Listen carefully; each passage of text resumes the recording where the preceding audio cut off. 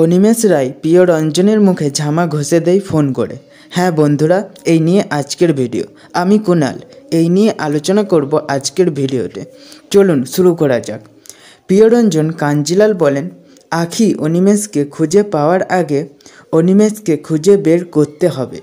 একটাই রাস্তা, উকিলবাবু রজতাবু লাহিড়ী। এরপর অনিমেষ ফোন করেন কাঞ্জিলালকে। প্রিয়রঞ্জন কাঞ্জিলাল বলেন, আননোন নম্বর। এই বলে ফোনটা ধরে বলেন, হ্যালো, কে বলছেন? অনিমেষ বলেন, কেমন লাগলো প্রেজেন্টেশন? মজা পেয়েছো? প্রিয়রঞ্জন কাঞ্জিলাল বলেন, কে বলছো? অনিমেষ বলেন, অনিমেষ রায়। এইভাবেই আমি তোমাকে শেষ করব। আমার দুটো চোখ সবসময় তোমায় ফলো করছে। প্রিয়রঞ্জন, তোমার পতন শুরু হয়ে গেছে। ঘড়ির কাঁটা এবার উল্টো দিকে ঘুরবে। এই বলে হাসতে হাসতে অনিমেষ ফোনটা কেটে দেয়, আর প্রিয়রঞ্জন খুবই ঘাবড়ে যায়।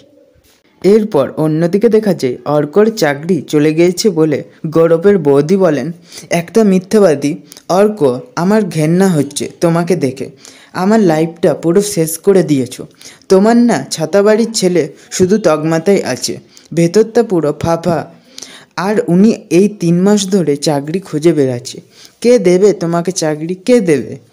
আবার এদিক নয় ওদিক আছে, জ্ঞান দিতে আসে আমাকে যে কাকামণির কথা বেশি চলো না। তাহলে কি করব? আমি কি করব বলো? হ্যাঁ, বেকার বরকে বাড়িতে বসিয়ে খাওয়ানোর জন্য এখন আমি চাকরি খুঁজতে বেরাবো? অর্ক বলেন, বিশ্বাস করো, আমি চাকরিটা বাঁচানোর অনেক চেষ্টা করেছি। স্যারের হাতে পায়ে ধরেছি, বলেছি আমার একটা বাচ্চা মেয়ে আছে, ওর কথাটা অন্তত ভাবো। স্যার কোনো কথা শুনল না। কি করব? শুধু আমার নয়, আমার মতো অনেকের চাকরি গিয়েছে। গৌরবের বৌদি বলেন, সেটা আমার জানার দরকার নেই। কার চাকরি আছে কার গেছে আমার জানা দরকার নেই। অর্ক বলেন, আমার মনে হয় এই ব্যাপারটা সাময়িক। আমি একটা ব্যবস্থা ঠিক করে নেব, তুমি বিশ্বাস করো। গৌরবের বৌদি বলেন, কি করবে তুমি? কি করবে তুমি বলো? এখন ক্যামেরা নিয়ে বিয়ে বাড়িতে ছবি তুলতে যাবে, তারপর সেইখান থেকে 1000-2000 টাকা নিয়ে আমাকে বলবে তুমি এটা নিয়ে সংসার চালাও। অর্ক, তোমার কোনো আইডিয়া নেই। আর শোনো, কাকামণির কাছে হাত পাতা যদি তোমার কাছে এতটা লজ্জার হয়, তাহলে তুমি নিজের টাকাটা জোগাড় করো, ভিক্ষে করো, চুরি করো, যা করে হোক তুমি টাকাটা জোগাড় করো। অর্ক, আজকে তুমি আর তোমার বাবা যদি পারতে না এই ছাতাবাড়ির ব্যবসাটাকে টিকিয়ে রাখতে, তাহলে তোমারই মায়ের চিকিৎসার জন্য কারুর কাছে হাত পাততে হতো না। অর্ক, একজন সারাক্ষণ গান গেয়ে বেড়াচ্ছে আর একজন ছবি তুলে বেড়াচ্ছে।